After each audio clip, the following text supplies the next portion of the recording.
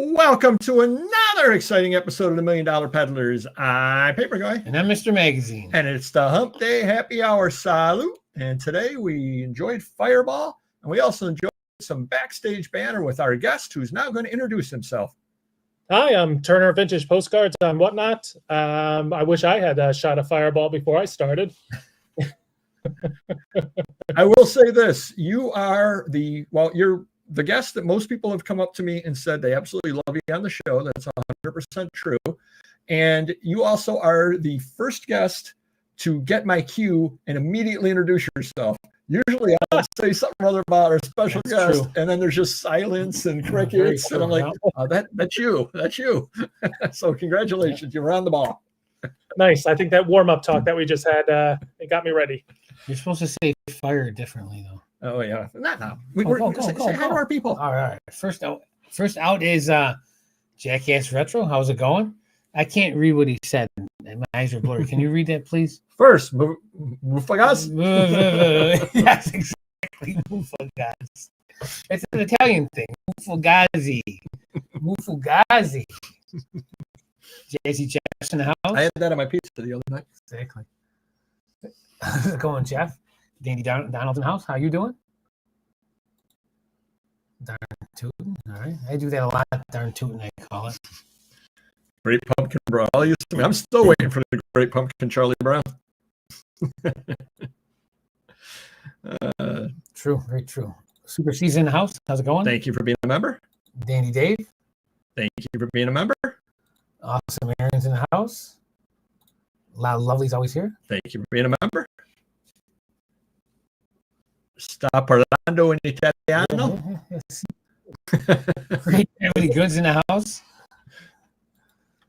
Delightful Don's always here. Thank you for being a member. You saw something shiny, Don. It's okay. Exactly. Ciao. There you go. I feel like chowing because I've been on a 40-hour fast, so I'm going to be chowing tomorrow around. Ship show live stream starts as soon as y'all conclude. Don will drop the link when she decides to show up. Whoa. Don getting some shrapnel. Oof. I'm getting shrapnel already. All righty. And we're going to start the show as we always do. We're going to ask how sales are. How are sales, Turner? Sales are decent. They're okay. They're a little bit lower than I was hoping they would be, coming after Halloween. But it's really kind of depending on the topic right now. I'm doing better with photographs and stereo views than I am with postcards right now. I don't know if that's like a trend of people being less interested in postcards or people being more interested in something else. But I find that it's really changes by category and topic. Now, do you sell solely, I'm going to call them photographic images because postcards obviously have photographic images on them as well. Postcards, stereo views, and photos, or do you get off into other goods as well?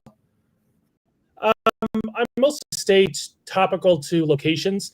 So if I can find like a piece of porcelain that has a view of like the Catskill Mountain House on it or something like that, or rulers or something like that that has a town name or a business name on it, I pretty much just kind of stick to that. I'm a very geography-based dealer, I would say.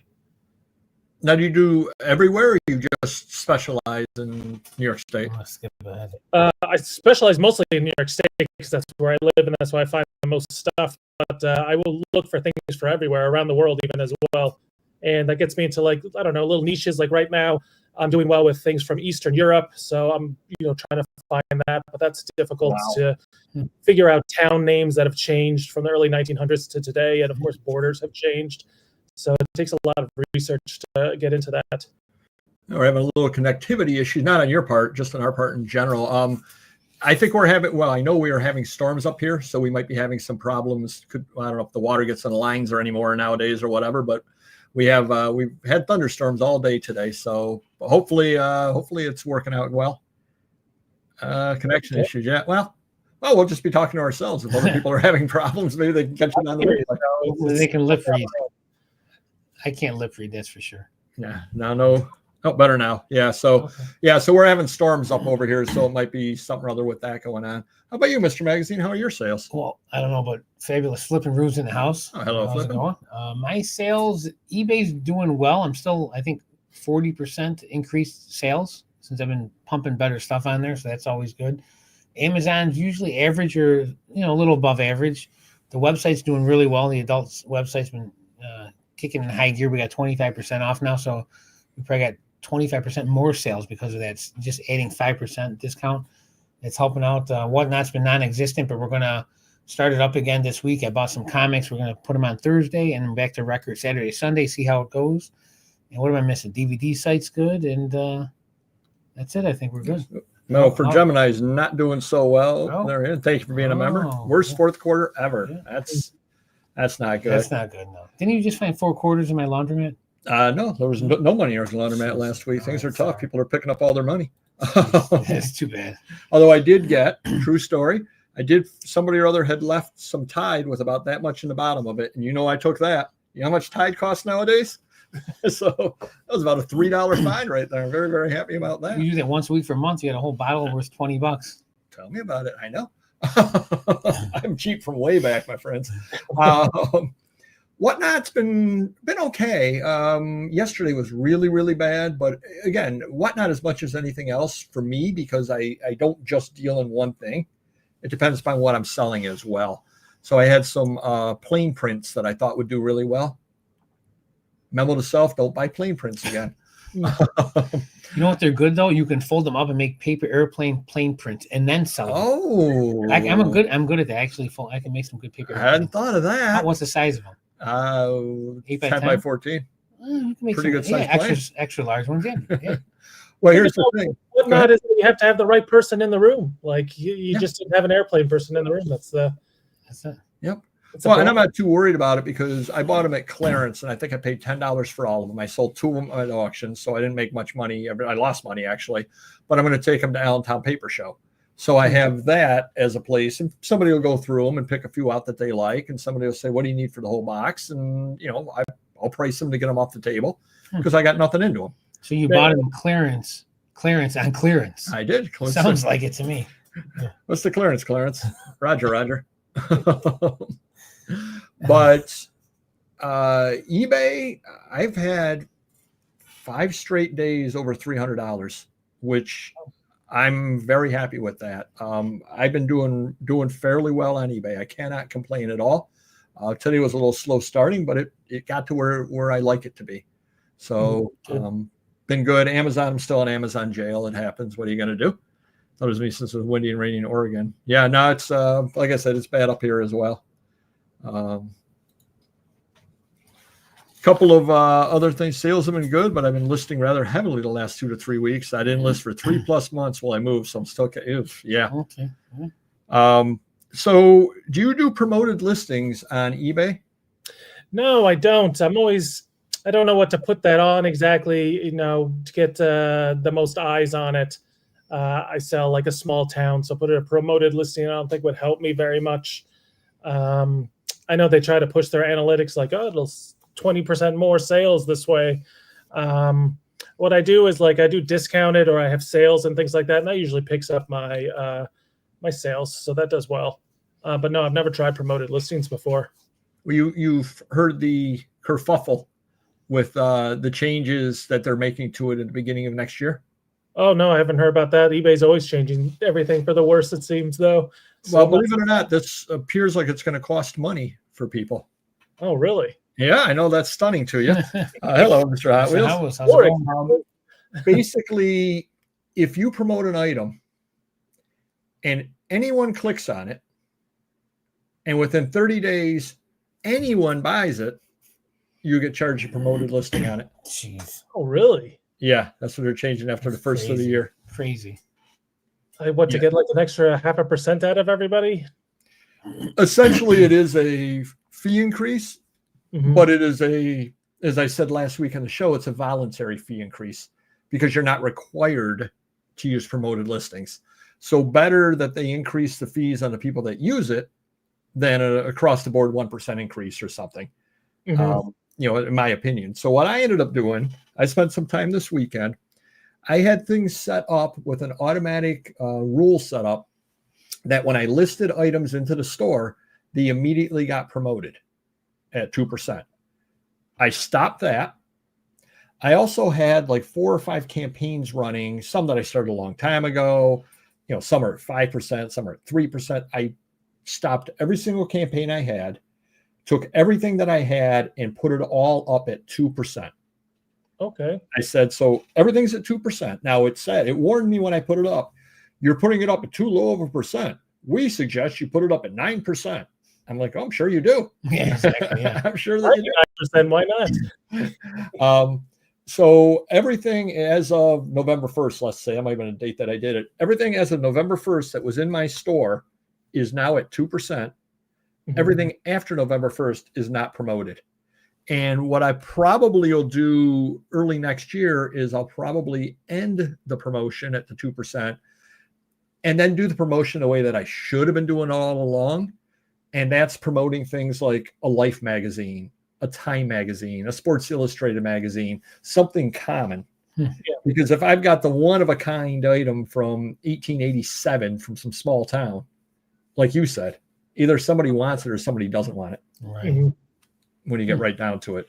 That makes sense. A common item, more people are going to see it and then go into your store. That makes sense. Yeah, yep. So that's probably what I'll do at the beginning of the year, but at least I stopped the bleeding a little bit now, getting everything down to 2% and stopping as of a certain date. I think am I at 2 now? I wonder if we should just cut it quick. Now that I'm selling better stuff, like more unique stuff, maybe you could do away with it and try it out that way too. Yeah, yep. So it'll be interesting to see how that ends up working out. The new definition of attribution is utter garbage. I would rather eBay just said if you promote a listing it sells, you pay the higher. That's essentially what they are saying. Yes, absolutely. Sneak stuff they are pulling is going to backfire on them. Mark my words. Yeah, and I know I don't know if you've ever seen Commonwealth Picker, Commonwealth Flipper, same guy. He did a video on there as well, and he said, he basically said the same thing. It's garbage, and you have the opportunity to promote or don't promote, but he hopes that a lot of people choose not to promote. And me, myself, I'm not promoting after a certain date. That's what it's caused me to do. Why give them the free money on that, on a one-of-a-kind item? Why do it?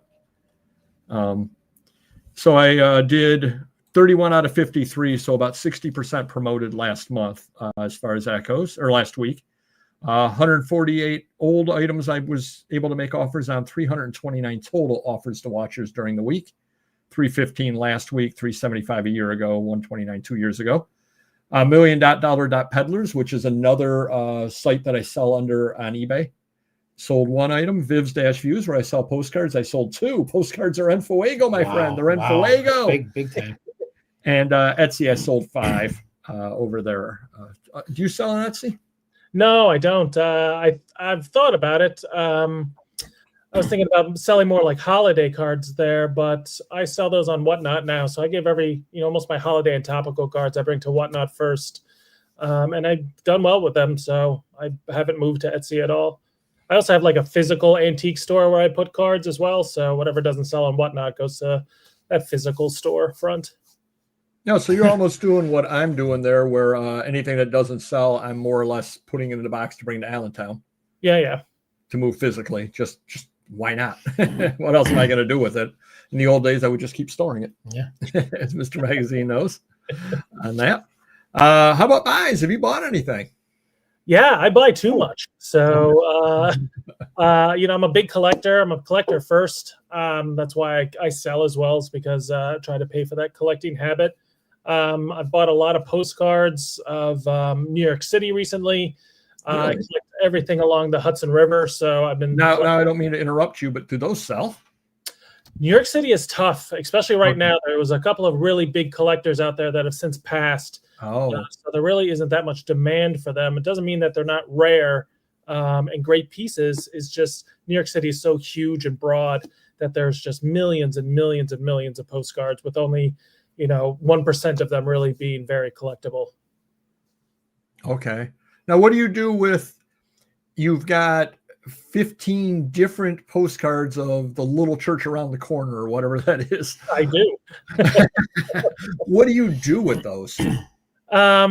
Some of them I put in like group lots and I put them in auctions and things like that. But otherwise, I stored them in my basement with all the other cards that I haven't sold. I have boxes and boxes down there that I need to organize, but of course that always goes on to the back burner when you're getting ready for the holiday season. Right, right. Yeah. Yeah, I was wondering about the New York City. I mean, I from what I've seen, you can sell the World Trade Center cards. There are people that buy those. Beyond that, I've not really had much luck at all with New York City. Now, I don't get into the old, I'm sure old real photo stuff would be good. Yeah, certain photographers are very collectible. There's one that I recently sold. Her name is Jessie Tarbucks Beals. She was the first female photojournalist, and she did a series of postcards of Greenwich Village when it was like the first hippies and bohemians and things like that. I mean, cafes and stuff like that. Her cards are very, very collectible. Go for hundreds, if not $1,000 a card. Wow. So there are very, very valuable and rare images of New York City, but they're fewer and far between. Wow. You were mentioning what else you bought. I didn't mean to derail you there. Oh, just other like small town views and real photos that I like. I collect, as I said, everything along the Hudson River between Albany and New York City. So there's always something to look for. You know, there's thousands of little towns and hamlets in New York State that I look for. So there's, whenever I go to a show or even an antique store, I always come across something. Nice. How about you, Mr. Magazine?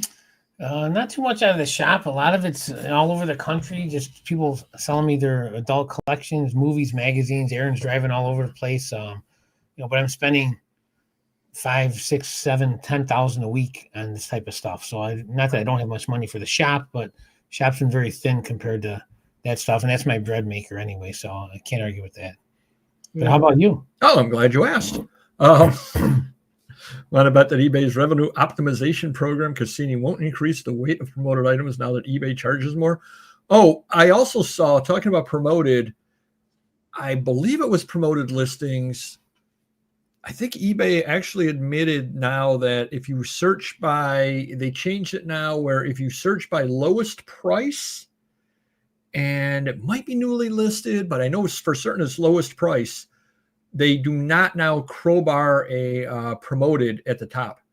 Because they used to do that, it's kind of misleading, because if I'm searching for the lowest price, I don't want to see a promoted one first that's not the lowest price. I want to find something that's $3. I don't want a $12 one that they're pushing at me. So they did actually admit that they're doing that as well. That they're no longer pushing the promoted that way, which is good. Yeah. I do my tax accounting every Sunday. And this past Sunday, I sat down and did my accounting. And the first time since I cannot remember, my purchases were zero for a week. Very nice. I have not had a 0 week in forever. I'm glad I'm sitting down. If I was standing up, I'd be on the floor right now. It's just crazy. I'm off the Schneid Monday. I did get a call to go on a house call. I'd been there before. They had some books. Now, I bought kids' books from them, and I didn't bring enough boxes. So I'm like, oh, they got regular books. I brought 6 boxes of books. They laugh as I walked in. They go, you brought too many boxes. They literally had 12 books. I'm like, 12 books? And then they go, oh, we got some posters. So I go in the basement, and they got like a 1976 Rocky poster. And do you remember Hans and Franz Pump? Yeah. You up? Oh, yeah, from SNL. Yeah. They had a Hans and Franz poster, which probably is pretty good. And then a bunch of, the guy had worked for a printer. So we had a Bills championship game poster, and then a bunch of local, like the Lilac Festival kind of thing, which is a festival up here. He had a stack of posters from there. I go, I'll give you $20. He goes, I was looking for 40. I go, fine. So I gave him $40. But that's all that I spent. Negotiate 30 there? Nah, I just said, what the heck, guy's moving. I don't care. What's the difference between 30 and 40? So that's all that I bought. Now I am going to Boston for the Shadow Book Show and the book show this coming weekend, but I'm not expecting to buy very much there. It's more of I haven't been to Boston. Mrs. Papergoy wants to see Boston. Oh, so, nice. Good chance to get to Boston on the company. And I know a couple of the dealers, so I'm sure I'll go and talk to some of the dealers. And the other reason that I like going to those is research. Because it's stuff what things are valued at. Yeah, yep. And you say, wait, why is that book worth that? And then you read, I don't know if you've seen the book dealers where they got that little note card. Yeah. So you sit there and you read that, and when they're like, oh, that's worth $10,000. I had no idea. Maybe I should have bought it at the flea market.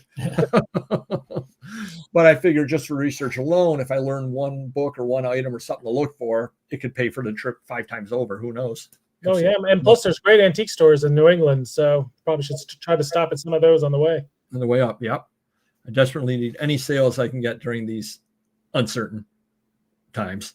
I would agree on that. And then Mr. Magazine next weekend, he and I are going to the New York City area. We're going to meet Mysterious Benefactor, and then we got a big collection to look at. So we're going to 6-figure collection. We're going to be looking at all sports items. So we're going to see about that and see if we can't work a deal out. Then we're picking up a small collection on the way home. Just happens to be on the way home. So, geez, I'm gonna have to take a mortgage out for that collection. Half a truck. Yeah. Oh, yeah, that one. Yeah, we'll see. Sounds interesting. It's interesting stuff. Yeah, we'll look at it and we'll see. We'll see where we go from that. Glitch of the week. Mr. Magazine had a Masters of the Universe card sheet. He had 2 of them, and I don't know if you've ever seen this. Do you ever use listing quantity 2 on things? No, I don't. I usually don't have 2 of the exact same thing. I can sell you some little chapel around the corners, and you can Yeah. you can experiment with it. Just saying. Pressed steel truck's Ooh, nice. Yeah. But he couldn't take an offer on it, and Mr. Magazine said, "Check. Look into this." There was no option to accept offers, which I have never seen before on a listing, that you can't accept offers that is up in the store. You just couldn't accept offers. Huh. Do you usually have accepting offers on your listings on eBay? Yep. Yeah, everyone. Everyone? You don't get like 1,000 emails of lowball offers all the time? 100 maybe a day, 50 maybe a day, not 1,000. Well, we do have the insulting offer of the week coming up soon. So without having any offers, we wouldn't have anything for that segment. There was one time where like eBay automatically started putting offers on my auction listings. And I got a lot of lowball offers, but then I got some just extraordinarily high offers on things as well, of people wanting me to end listings early. And I usually don't include offers on my auction items, just to be fair to everybody and everybody gets a chance to bid. But some of these were, double or triple of what I was asking. So I was like, all right, well, I'll take some of these offers then. So it's making me reconsider maybe putting offers on all my items. Yeah. No, we swear by the offers. How old would you say your oldest items are? Ooh, at least 10 years old. Yeah, so those should have offers. Okay. Sure. Those should definitely have offers, because let's say you got it up and you're asking $10 on it. Mm-hmm. If I offered you 8, would you take it? Oh yeah. Yeah, exactly. Exactly. And that's why the older stuff should definitely have offers. Now, what I do is, to make things super easy for me, is I use the cents to mark the year. So everything I'm listing this year will be $24.25, $38.25. So all of a sudden I've got something listed and I'm asking $16.13 on it. Mm-hmm. And you make me a $7 offer. Guess what? You own that. I'm asking $24.25 and you make me a $7 offer. Nah, we'll talk. Get back to me in 2036. But it makes it so lickety split. I can tell, yeah, I'll take that offer in a second because it's been on for 12 years. Get it out the door. I'd rather have $7 in that item. All right. Well, you're going to give me a lot of homework to do now. Yeah. Yeah, no, I definitely think it's worthwhile on that. Today, there was a glitch over on eBay where the dashboard was showing 0, including a number of items I had up for auction was 0. And I'm like, I had 200 and some items at auction, and now I went down to 0. How did that happen? So and it's the weirdest thing though I've ever seen. I don't know if you know how your dashboard is set up. They've got all those little areas. Yep. They had the one area with the items with items for auctions, items ending today, and items with bids. All as part of a larger spot. There were zeros on all of those, but the things above and below it in that same area had numbers. I said, what feed is going wrong with this? Because usually it's like the whole area is got zeros and has errors. This was just a little tiny part of the whole area. I go, I don't know what mistake they're making here. I There's some, actually still use the old eBay, my eBay page somehow. The one that's before they changed it to all the boxes. yeah. I somehow saved it and I can still go back to it. And it's just like the old style, listing all of your auction items. And I didn't think it was anything different until my brother saw it. And he's like, how do I find this? This is exactly what I want. And I said, well, I don't know. I just have it saved to my bar up here. So I guess I got lucky. Yeah. There's some great bookstores on Marlborough Street in Boston. Thank you, Jeff. Do appreciate that. I had that pricing strategy too, but once I moved everything over to Canadian, most of the prices went screwy. So there goes that. Yeah. Yeah. And then Thursday, this was kind of weird. You know how along the top of your eBay page, they got the drop down, all the drop downs right at the top of the main page? None of those drop downs were working. You had to there's some weird workaround that I was able to finally get them to work. You had to click even though it wouldn't drop down. Then the page would refresh and then the drop down would show up. And I'm like, what the heck are they doing?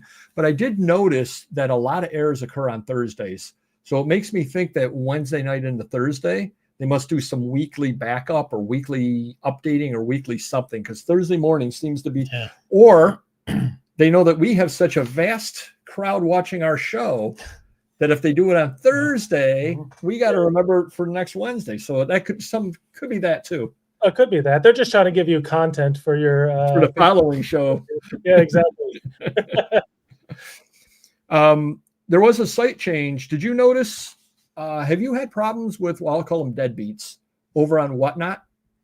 No, I sell usually to the same people, week after week. I specifically look for things for certain people. So I rarely get new buyers unless I'm doing a raid trade, but I've never had a problem with anybody not paying. I'm lucky, I guess. Yeah, I've had a few. Well, what they had done what they used to do is, let's say that you bought this piece of paper, but your payment didn't process. Mm-hmm. This piece of paper is number 3 on my list. It disappears off my list. But if you don't pay by the end of the show, it's gone. Yeah. Then they changed it to where it still showed as number 3 until it got paid for. Oh, really? Yep. They had done that about a month ago. So it was still showing up on your list. Mm-hmm. So I look at the end of my show for pre-bids and I'm like, oh, no, that's not a real pre-bid. It's somebody whose payment didn't go through. Yeah, I haven't noticed that myself. Well, they went and changed it back. Now it disappears. But it's like you wonder why are they making all these changes? You know what I mean? You wonder, is there a reason why it wasn't showing up? Then it is showing up. Then it's not showing up. I don't know. It seems like Whatnot changes every week. That if I don't sell for a week and I come back on, all of a sudden there's something that's a little bit different. That's catching me off guard type of thing. I guess they're trying to build this out so it can accommodate more people, maybe, or I'm not exactly sure, but more so than eBay, Whatnot is always changing. All right. Now you bill yourself as one of the world's foremost postcard experts. That's impressive. Man, I'm impressed. I would call myself that. Maybe to you, but I feel like you're going to hit me with something that I'm not going to know. Well, it's time for the item of the week. And I have shown this to 2 other dealers in postcards, and they have given me their opinion. So now I want your expert opinion. All right. I'm ready. All right. I don't know if you've ever seen this before or not. You have to bring it closer. Yeah, it kind of disappears if I do. Does it have Japanese writing on it? Japanese writing. It says, postcard commemorating 50th anniversary of electric light. The profit from the sale of these cards will be, I read Japanese, by the way, will be used to buy a present for Mr. T.A. Edison, former Edison laboratory co-worker Yoshiro Okabe, Kobe, October 1929. That's what it says on the thing. And then when you look inside, hopefully it has these postcards. Okay. With the Japanese back on them as well. Now, have you ever seen anything like this before? No, I haven't. It's nice that it has its original envelope with it too. Condition's great on them. Yeah, too. mint condition essentially. Yeah. Jeez. Any idea on value or anything at all like that? Ooh, you're hitting me with a lot of different. $100. I know nothing about postcards. $100. I wouldn't go that far. It's just, it's a Japanese card, so that's going to be interesting to a certain group of sellers. It has references Thomas Edison, so I'm sure there's Edison collectors for that too. They look a little bit newer. They said they're from They claim to be 1929. 1929. Yeah, is what it claims on the package. Okay, I'd value them at probably about $30 to $40, including that envelope. Including the envelope. Popeye said 50, and an auction professor said $1.25. So He's saying what he would sell it for. Yeah. Mr. Magazine said 100. He does say he sells for 3 times the price. So. He's just really, especially with foreign cards, it's really hard to tell because it's hard to tell what the market is. I, put on some Chinese postcards for a certain amount of money, and only 2 of them sold. One sold for $20, the other one sold for $500. Oh. So you don't know what exactly people are finding in these cards interesting and valuable, and what they're not. I didn't think that one photograph was more interesting than the others, but of course that's all in the buyers, and if you have more than one buyer, sky's the limit. Right. Yeah, neat item. Yeah, I picked it up at Allentown actually. So. Oh, really nice. Yeah. Allentown has all the great stuff. It does. And soon eBay will as well. Speaking of offers, insulting offer of the week. I had a magazine up. It was a Courier Knives. You know Courier Knives, of course. A print. I'm going to call it a print. It was actually a calendar topper. And I have free shipping on it. I was asking $20 to $24.23 free shipping. The guy offered me $5 on it. I'm like, shipping alone is $5. And the problem with those is because they're oversized, you got to use the oversized envelopes. Yeah. Cost extra money. And you got to use the newspaper size bag, which costs extra money. So my shipping supplies alone are higher on that over there. So not only would I lose money on the postage, I'd lose money on the supplies.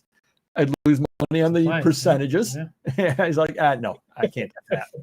Usually I'm pretty polite with people giving me offers, but I don't like it when they almost like insult you first. They say something like, you're too expensive and this item is in such terrible condition, which it's not. And, they try to beat you down a little bit and then give you a bad offer. Those I usually don't reply to. Approach me normally saying, hey, I'm interested in this item. It's a little bit too expensive for me. Would you negotiate down to this price? I would be much more welcome to accept your offer, at least negotiate it, than if you insult me in the item first.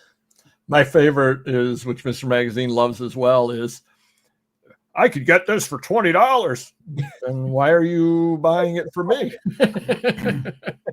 Go get it for $20. Yeah, tell me where you can get it for $20 and I'll buy it first. Yeah, that's what I tell them sometimes. Yeah, give me a few. I'll buy 5 or 10 at that price.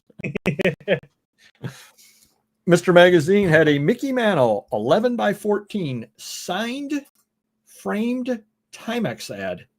He was asking $569 on it. He got a $150 offer. Oof, what a deal. Yeah, right? Yeah, exactly. But the winner this week, Mr. Magazine, you know what Winross trucks are? No, I don't think so. They're like Tonka trucks, or no, they're smaller sized. Winross was a company around us up in upstate New York, and they would reach out to various companies. They would make, what size is that one? Yeah, I think it's 60. like those semi trucks. Yeah, 164 semi truck with the advertising on the back. So if you had a machine shop, you could get your machine shop advertised on there and all this stuff as well, along with big retailers and all that. So he had a Holiday Greetings Winross truck from 1996. $20.34 he was offering on it. He got a $2 offer. Ooh, people are trying to get deals here. How much does a Hot Wheel cost in the store? $1, right? Probably more now. Yeah, probably $1.50, $2. Yeah. Cost almost the same for a Hot Wheel as for that 1996 Winross truck, which is actually a quality truck. Yeah, right, exactly. Crazy. Countdown to Brimfield. Have you ever been to Brimfield? Yeah, I used to go a lot. They used to have postcard barns, 2 of them, one on each side of the town. One of them recently closed. I think it was about 5 years ago, the postcard barn. But I always go up. There's always people in the field, and you never know what you're going to find there either. So that's always nice. Yeah, it's just always hot. That's the thing. It's always blaringly hot. One of these years I got a head on up there. I've not made it. And Confucius joke of the week. I'll be. Yeah. So Confucius is talking with his coworker. Confucius, how long have you been working here? Confucius, ever since they threatened to fire me.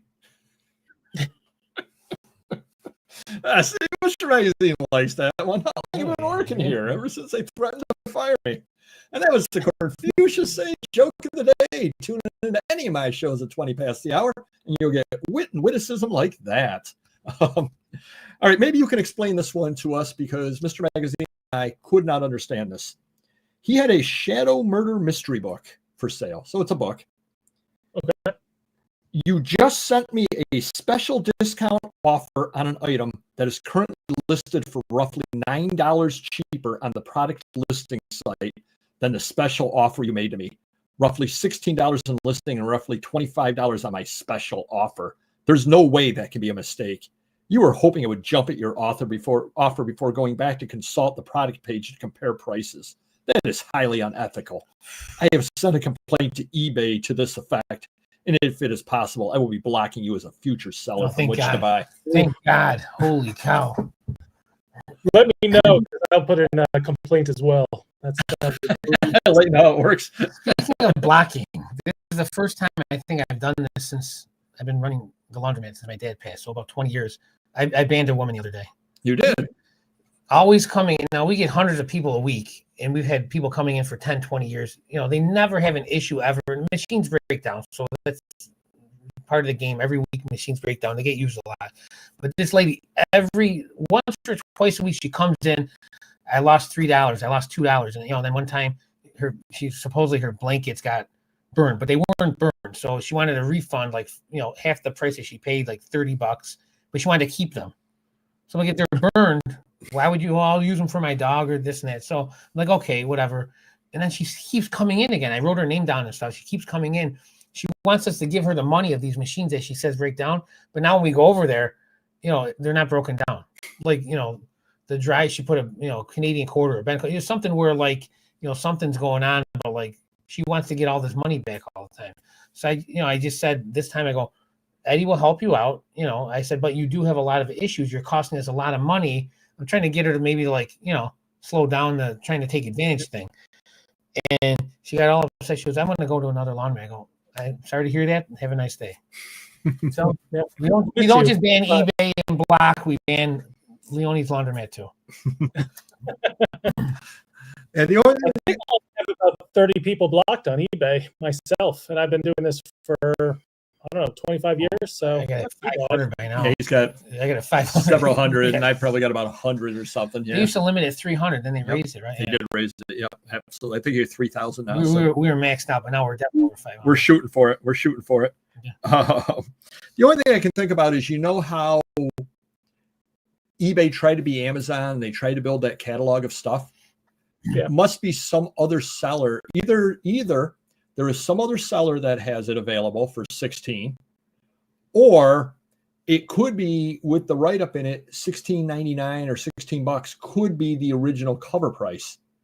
Oh, could be. Yeah. So she might be seeing that, or he might be seeing that and saying, well, it's $16. Why do you want 25? Well, the same reason Action Comics #1 is 10 cents. Nobody's selling it to you for that. Exactly. Every postcard was a penny, but you can't make a living doing that. So no, definitely.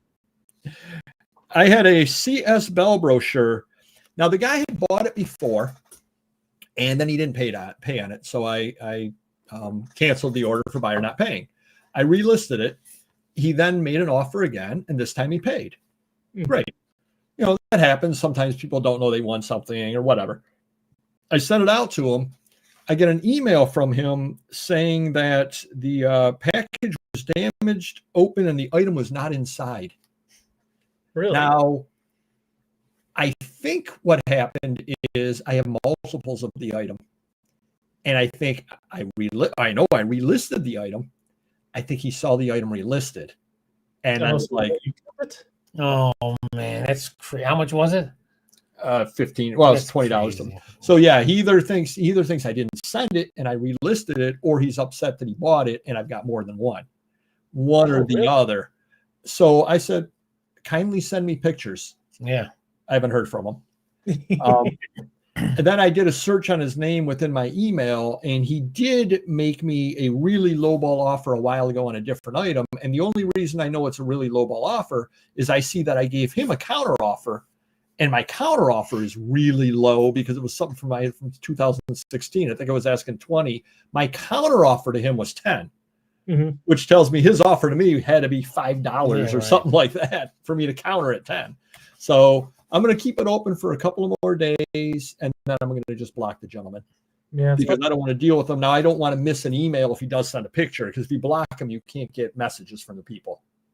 So I don't want to not see the picture if he sends it.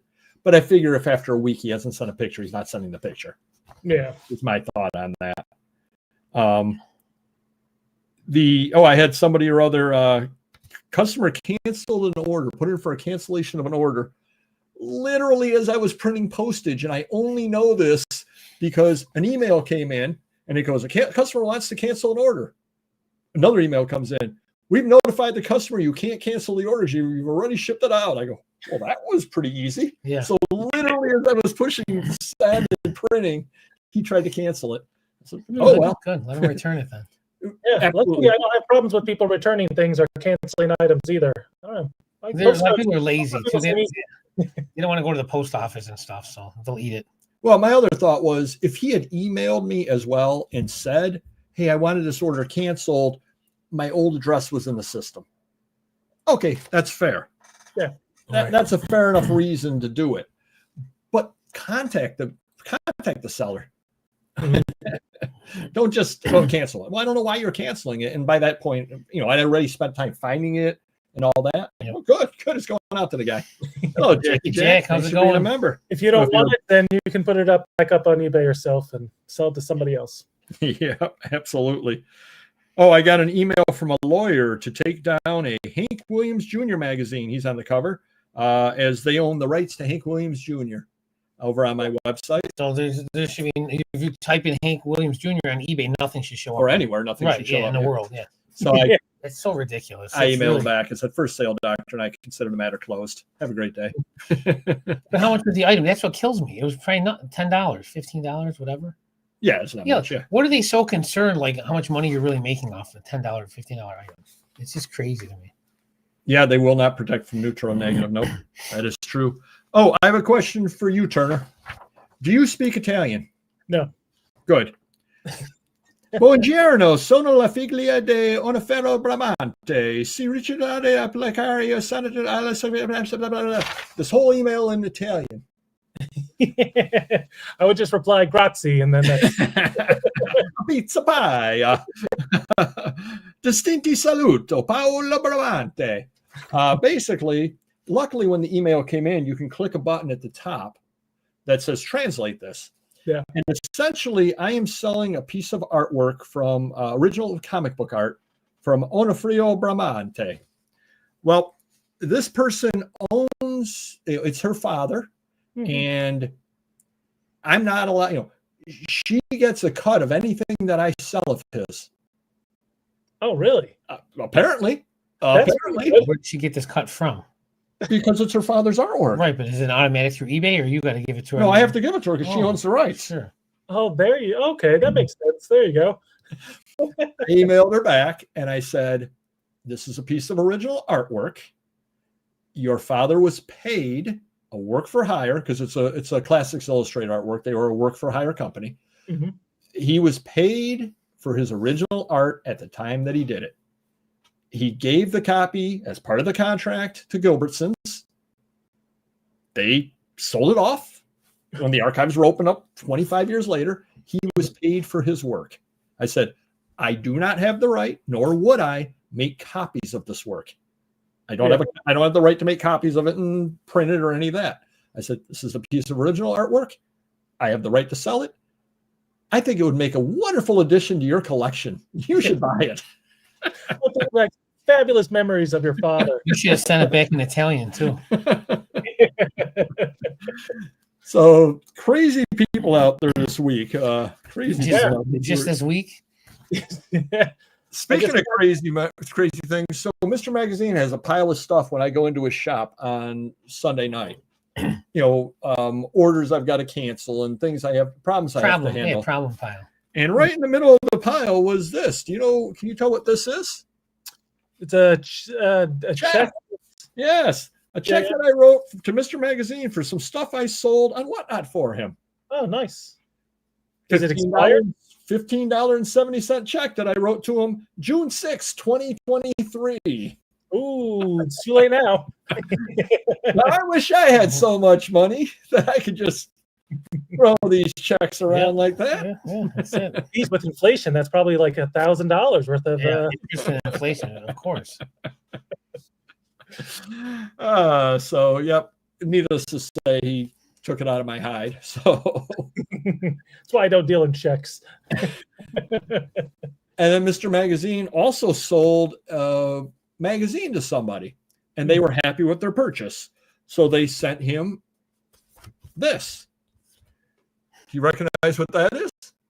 Three's Company? Oh, yeah, with like Suzanne Summers and stuff, right? Yep. So well, nope. Thank you so very much for the knock knock. There's Mr. Roper and Mrs. Roper inside. Oh, there you go. And then he drew Mr. Roper looking at a Playboy and her saying, Stanley, what magazine are you reading? That's great. I'd keep that one. That's cool.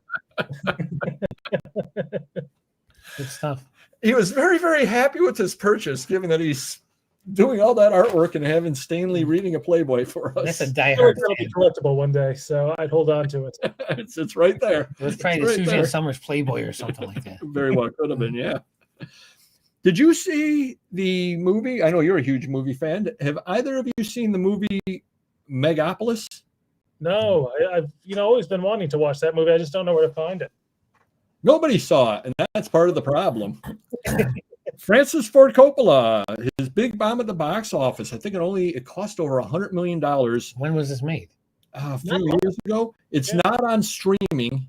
He won't let it be on streaming because he feels you have to see it in the movies. Oh, well, that's not going to happen. He put $120 million of his own money into it, and it made under, I think, $20 million. Ooh, should have just given me that $100 million. I would have done something great. It's worse than that Babe Ruth card. It's a lot worse than the Babe Ruth card the guy lost $3 million on. It's worse than Ishtar. It's worse than Heaven's Gate.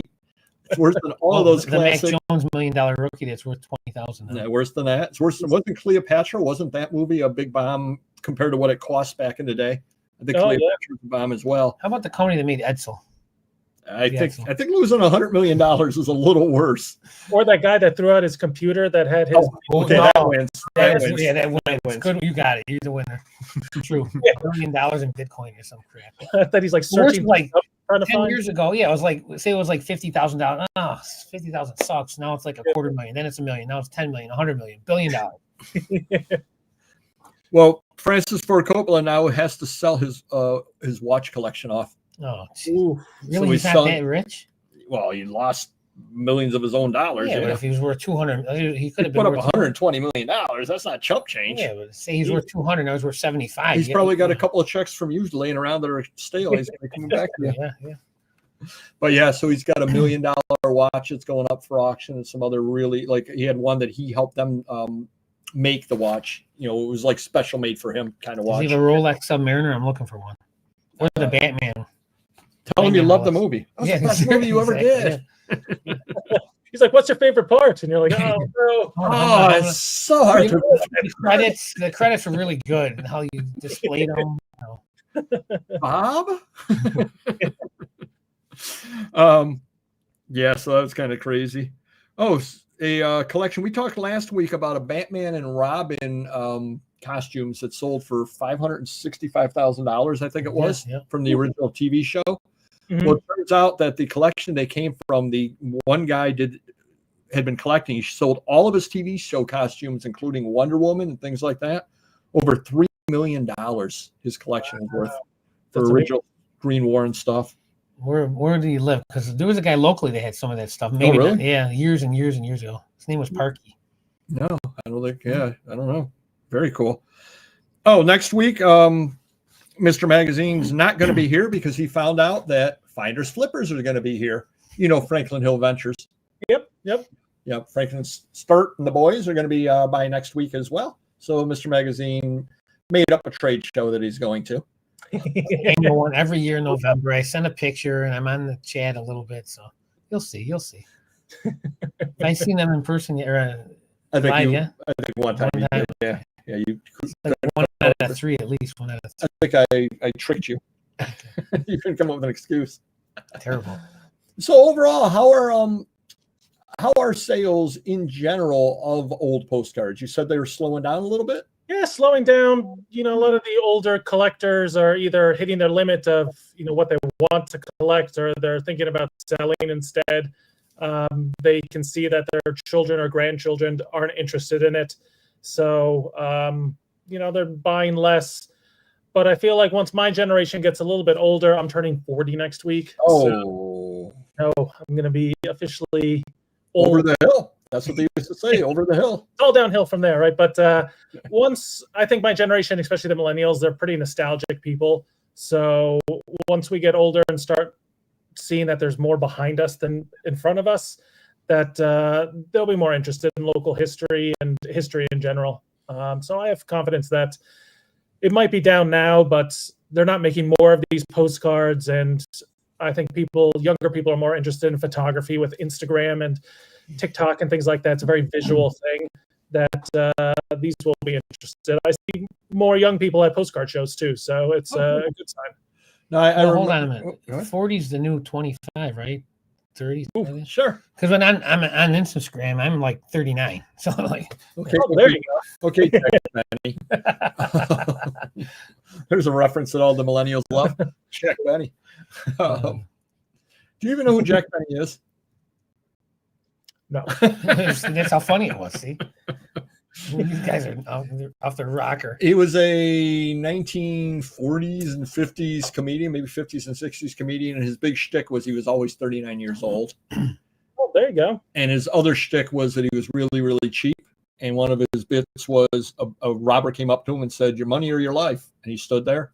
"Come on, your money or your life?" He goes, I'm thinking.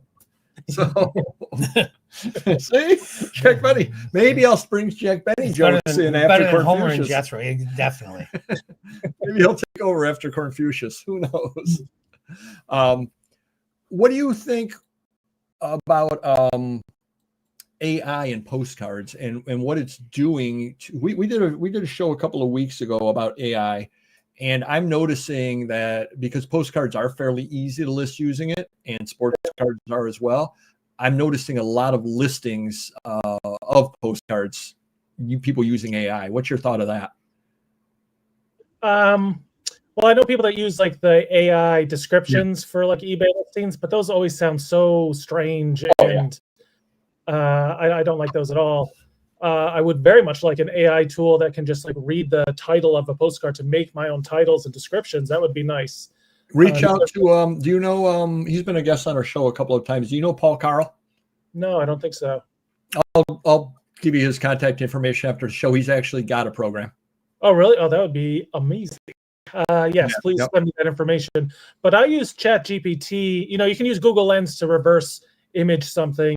But I've been using ChatGPT for unidentified cards to see if it can solve some of these mysteries of where these cards are, or what Indian or Native American tribe this is, or things like that. And it takes a lot of effort. You really have to have it dig because it'll give you false information and be very positive about it, being like, yes, this is what it is, exactly this. And I said, nah, this is not Hawaii. It's, somewhere in New York State. So, redirecting it. But eventually, it does get there. It does, solve some of these unidentified images for you. So I have been using ChatGPT a little bit more, but I haven't been using AI for a lot, other things. And I've been seeing a lot of this fake history AI on Facebook, where they'll have an image of the Long Island Expressway in the 1920s, and you can tell it's like a fake image, has a big sign that says Long Island Expressway that never existed before. So a lot of people are even like creating their own history and, you know, pushing that along as if it's, you know, real old photographs, when you can tell that, you know, this never existed before, and it just looks, you know, uncanny and odd. Yep. So Don just said it's open source as well from the Paul Carl's software is open source. Oh, really? Oh, great. Nice. Yep. Yeah. I just read something today in The Economist. What people are doing, and I cannot think of the name of it. It is a steak restaurant in London that is a notoriously bad one, just a horrible steak restaurant, that they're located in all of the tourist areas, and all their customers are tourists who don't know any better. So what people are doing is they're putting Reddit posts up all over the place saying, oh, the secret restaurant that all Londoners go to is, and they're saying it, and they're basically misleading the AI down because they don't want the tourists to come to the real good places. So they're telling them, oh, this is the place you have to go. So that way, if you search best steak in London, this crappy restaurant comes up. So they're basically tricking AI. That's crazy. So New Yorkers do that too. We just send everybody to Times Square, be like, oh, you got to go to this, you know, 3-story Olive Garden. It's the best in the country. nothing like a Margaritaville. You're never going to find it anywhere else. Become shrimp. You got to get it here. But yeah, so that's what, so, and that's obviously what you have to worry about with AI too, is it's, you know, it's the old garbage in, garbage out. It's really, truly, you know, the problem that you have. I had something other that I mentioned on the show as well a while ago. I'd picked it up on Allentown, and it was the opening of an opening night program for an opera house from 1881. And I'm looking through it going, okay, I don't know what town this is in. It's somewhere in Pennsylvania because it does have some ads in there from Pennsylvania. And I think it's probably this town because if you go through old programs and you see 20 ads and 12 of them are from the same town, it's probably from that town. Not guaranteed, but it's going to be at least, if not that town, the next town over. I searched into Gemini and I'm like, hey, you know, it's such and such opera house. Oh, it refers to, and it gave me some opera house. You know, this was in Pennsylvania. It gave me some opera house, like you know, up in Maine. I'm like, no, with a whole different name. And I go, no, that's not it. That's not you tell them it's not it, but then they're like, yes, it's definitely it. It's definitely I get the same thing. It's like arguing with a 5-year-old or Mr. Magazine. Why don't we? All right, this is going to be funny. We're going to kind of, you can save your other rambling story for next week. Okay. This is going to be a weird rambling story of the week. Why don't you tell Mr. Magazine the kerfuffle that we had before the show with the texts about going down near New York City? So I don't know where to even begin. So it's this collection is turning into a bigger deal because we're going to see Mysterious Benefactor Friday. So we're staying in Connecticut Friday night to see Mysterious Benefactor. This collection is in New York State, kind of. So we're going past the collection to see our friend, and then driving back. But he's an hour away from Connecticut. 45 minutes from Connecticut. Yeah. So then we're going to do that, spend the night. Then Saturday morning, the 15th, we're going to see the guy with the collection at early in the morning. You know, like 8 a.m., 8:15, whatever around that time. We're all early risers.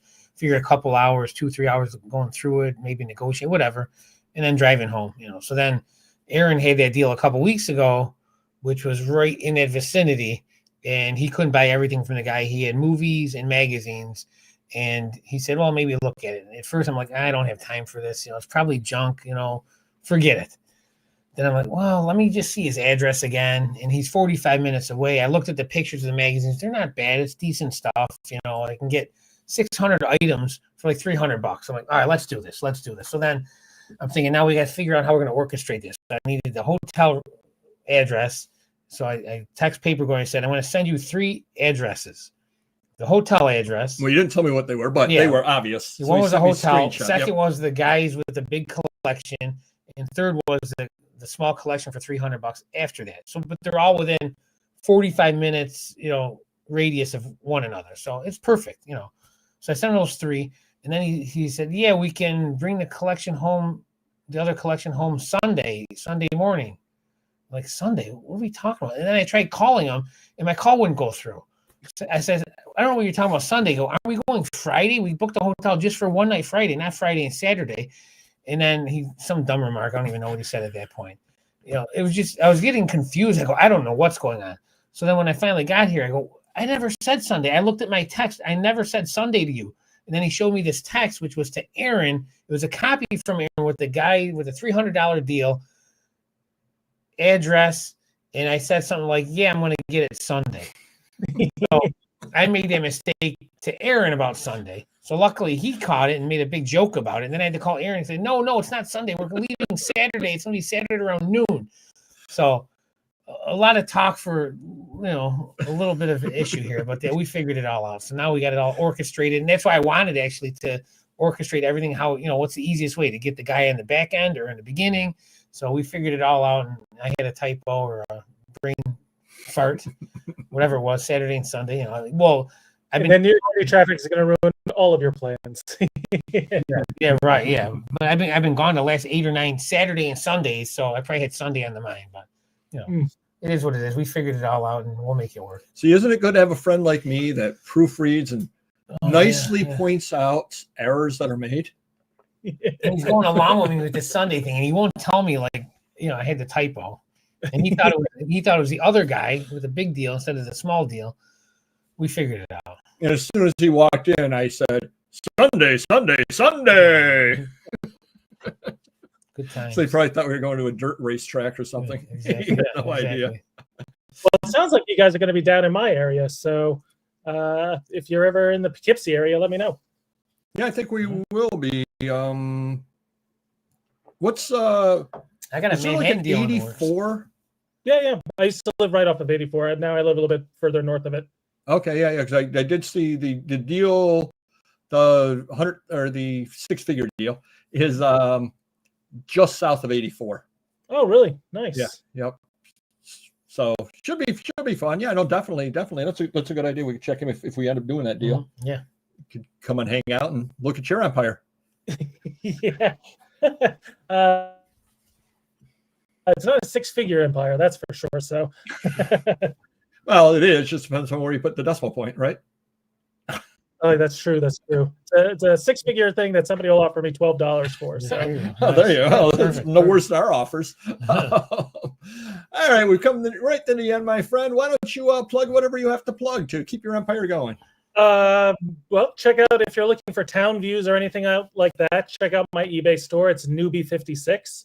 I am on Whatnot. I have a show this Saturday, Paperpalooza. I'm out of town I'm going to Boston because I had to miss that. It's a great train. Definitely a great it's a great train. I really enjoy it. And then I'm going to be set up at the largest postcard show in the country, which is in York, Pennsylvania. That is the Friday and Saturday before Thanksgiving. And that is always a really great show. If you're looking for postcards, people come from all over the country, West Coast, Middle America, Northeast, South. They all come to this show. So it's always a really great time. And I heard a rumor that you have the, you know who Groucho Marx is? Yeah.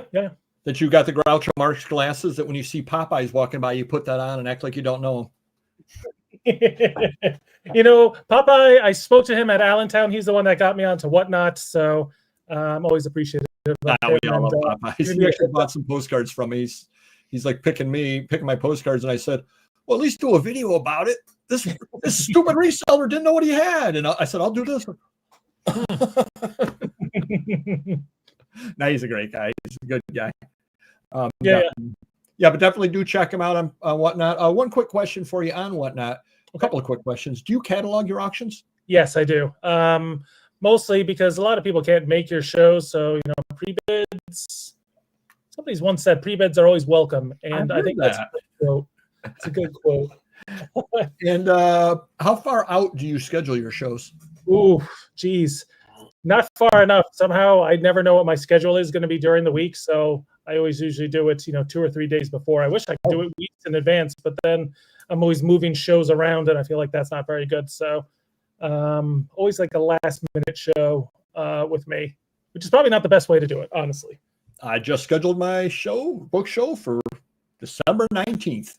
Oh, see, that is some organization that I could learn from.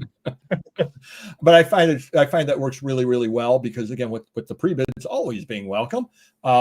People, the other positive thing about having that, which I'm trying to get Mr. Magazine to do a scheduled show at some point as well, once a month, do a scheduled record show. I'm just trying to do a show. It's Turner's Vintage Postcards, right? Turner Vintage Postcards. Yeah, don't go to the other guy. The other Turners are terrible. But the other positive thing about having the shows so far out in advance is you come in and you buy a cookbook. Mm-hmm. Oh, you definitely have to check my auction. It's about 3 weeks from now. It's nothing but a cookbook auction. Or you buy whatever. Oh, you like Wizard of Oz? I've got 3 Wizard of Oz books up in an auction coming up in 4 weeks. Check it out. And so it drives people to those auctions as well. So that's the positive thing about it. What you need to do, you have a day job? Yeah. What you need to do is, if you have a week off, put your nose to the grindstone, bite the bullet, every other cliche you possibly want to use, and just schedule 2-3 auctions a day during that week, way out. But once you're ahead, it just goes like clockwork. Then you can take a week off of scheduling and not even worry about it because you're scheduled out 4 weeks. But you got to bite the bullet that one time, and it's real hard. But if you put up 2 auctions a day for a week, you're far enough ahead then. Yeah, but those rare week offs, it's hard to motivate yourself to do more work. No, absolutely. But I did that, and I'm so happy that I did because now I've got auctions scheduled up to December 19th. So. Okay. Well, if you get another week off, if you could do mine, I'd appreciate it. And there's the link right there. We were just waiting for that. All right. We want to thank our guests. Always a lot of fun to have them on by. And we will be seeing you if we work on that deal, the 6-figure deal. We'll definitely stop by and see you at that point. That'd be great. Thanks for having me again, guys. I always enjoy it. Awesome. Yeah, we'll have you again at some point if everybody's willing. And we'll see you next time. Thanks, everybody. Hit the like button. Thank you. Thank Take you. care. Bye-bye. Bye-bye.